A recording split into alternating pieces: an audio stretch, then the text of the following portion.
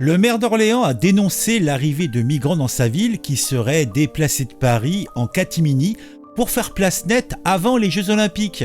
Il a déploré le manque d'informations et de moyens pour faire face à cette situation. La préfecture du Loiret a démenti que l'arrivée des migrants à Orléans était liée à la tenue des Jeux Olympiques. À Pau, un migrant clandestin a eu l'honneur de porter la flamme olympique, une décision qui a fait polémique et qui met en avant l'incohérence du traitement des immigrés clandestins en France.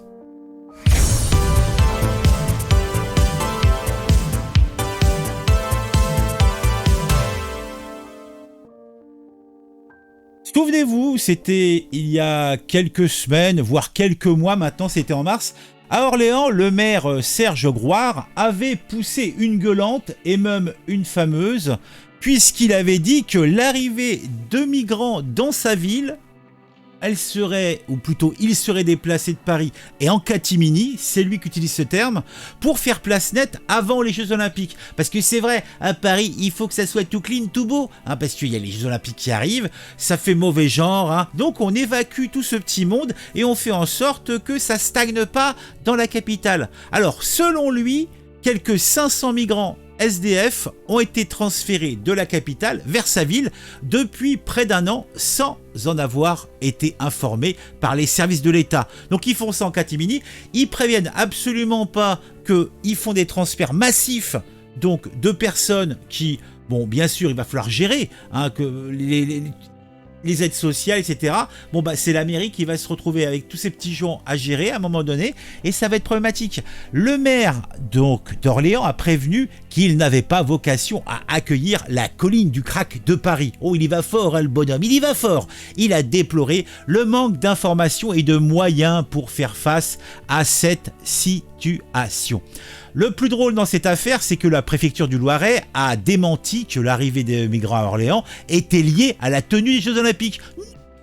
Non, elle a expliqué que ce dispositif était mis en place pour répondre à l'ampleur des besoins d'hébergement d'urgence en Île-de-France. Eh ouais.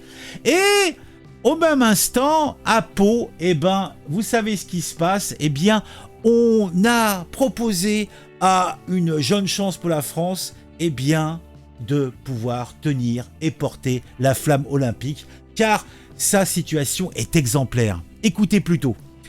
À Pau, donc, on aime les immigrés clandestins. Oui, Pau, c'est une belle ville quand même, quand ils peuvent servir de faire-valoir, surtout pour une image plutôt diverse et inclusive. Oui, ça fait bien.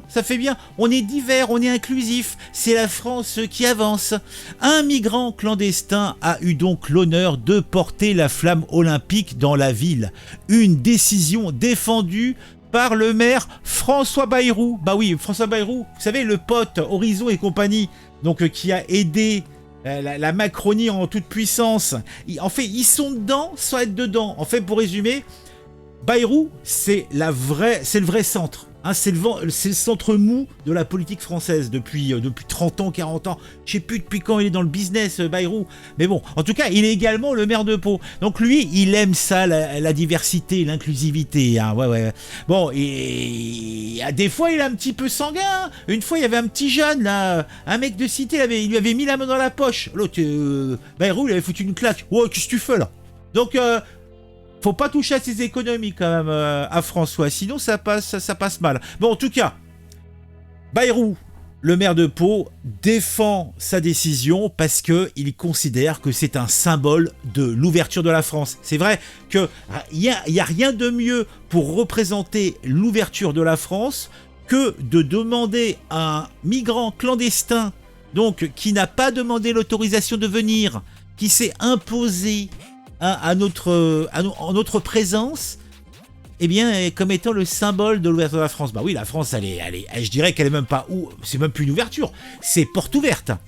Mais il faut dire que cette décision a fait quand même grincer des dents, notamment chez ceux qui se demandent pourquoi un immigré clandestin a le droit de porter la flamme olympique alors que des milliers de personnes en situation régulière galèrent pour trouver un emploi ou un logement. Effectivement. Donc, cette affaire, moi en tout cas, elle soulève chez moi de nombreuses questions. Pourquoi les migrants sont-ils déplacés de Paris vers d'autres villes dans catimini?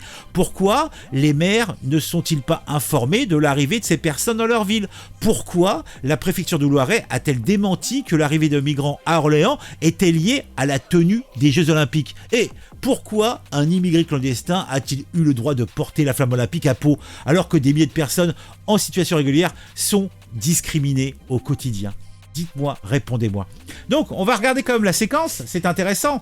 Quel symbole un migrant africain arrivé clandestinement en France porte la flamme olympique à Pau? Eh ben, on va écouter la séquence, c'est intéressant. Ali qui va prendre son relais. Il revient de loin parce qu'il a connu des situations très très difficiles pour un adolescent. Oh oui, ah oui, parce qu'en plus, il fait partie de ces fameux adolescents non accompagnés. Donc, tu connais pas leur âge? Parce qu'ils ont bien sûr, ils ont pas de papier, hein, ils ont rien pour justifier de leur âge. Donc le mec il dit, j'arrive, j'ai 16 ans, j'ai traversé la moitié du monde, mais j'ai 16 ans, il faut m'accueillir. Oh oui, accueillez-moi. Il a traversé la Méditerranée en bateau, il fait partie de ces migrants qui est arrivé à Pau en mars 2021. Il est représentatif de l'ouverture de la France. Le mec il est rentré de façon tout à fait illégale, en plus il a failli crever comme un chien perdu au milieu de la mer. En tout cas, c'est ce qu'on veut nous faire croire, puisque dans l'absolu, les mecs, ils étaient à peine sortis du port. Hein. Il y avait un bateau, qui les a récupérés. Oh, comme c'est étonnant! C'est factuel, hein, y a des articles de presse qui vous l'expliquent. Hein. Donc, je suis fatigué. Je suis fatigué par tout ça. Dites-moi, moi je vous le dis, je suis fatigué. Alors comme je vous l'ai dit, j'avais lu l'article de Boulevard Voltaire, et j'ai trouvé que c'était intéressant peut-être de vous lire une petite partie. Et pourtant, des héros, il y en a à Pau. Pau est une vieille cité pleine de charme. C'est le Berciao d'Henri IV. Il y pleut beaucoup, mais la vie est douce. Elle s'écoule au rythme du Gave, comme depuis toujours. Ce n'est pas une ville sans atout ni gloire locale, bien au contraire. De nos jours encore, on y trouve une équipe de rugby du top 14, 2 régiments d'hélicoptères et pas mal de parachutistes. Autant dire qu'il y avait l'embarras du choix en termes de cadre de vie et de réussite bien française. On aurait pu choisir, tenez par exemple, Achille Muller, qui s'est rendu à Pau début mai pour les 70 ans de Dien Bien Phu. Ce héros centenaire a traversé la France à bicyclette depuis Strasbourg à 16 ans.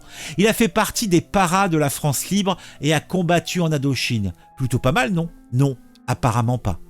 Nous n'y sommes pas, amis lecteurs. Nous n'avons rien compris. Ce que veut le gouvernement, ce que veulent les élus, le maire de Pau n'est autre que François Bayrou, c'est de la diversité, de l'inclusion, du moderne, du disruptif. Dans d'autres pays, on aurait trouvé des héros, des champions, des enfants malades, des mères courageuses, des artisans épatants.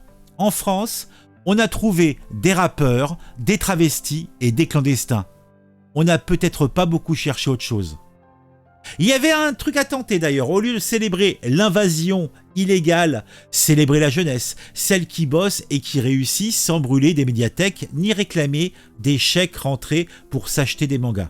En effet, Pau abrite le 4e meilleur lycée de France, l'Immaculée Conception.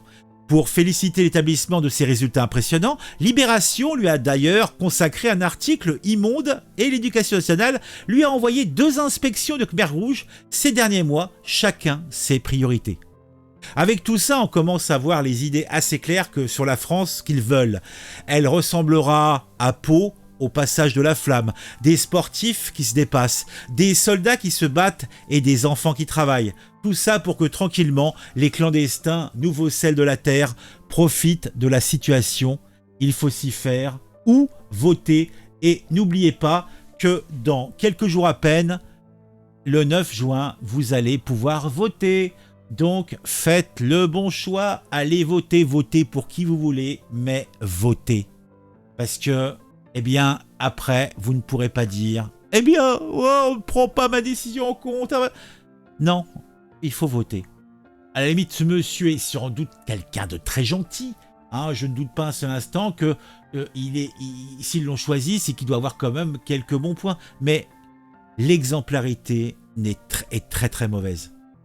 Mettez un j'aime, mettez un commentaire, dites-moi ce que vous pensez de tout ça. Le j'aime et le commentaire, même s'il n'y a pas grand chose à dire, faites-le parce que c'est important pour le référencement. N'hésitez pas à faire du prosélytisme et à parler de ma chaîne et de mes vidéos autour de vous, ça fait toujours plaisir. Et puis c'est utile. Sinon, vous pouvez également vous abonner à la chaîne si vous le souhaitez. Pour cela, c'est très simple. Vous cliquez sur abonnement et puis, eh bien, foutre Dieu, vous activez la petite cloche pour être mis au courant quand je sors une nouvelle vidéo. On se retrouve très très vite pour une nouvelle vidéo sur un sujet qui m'aura intéressé et qui, je l'espère, vous intéressera aussi.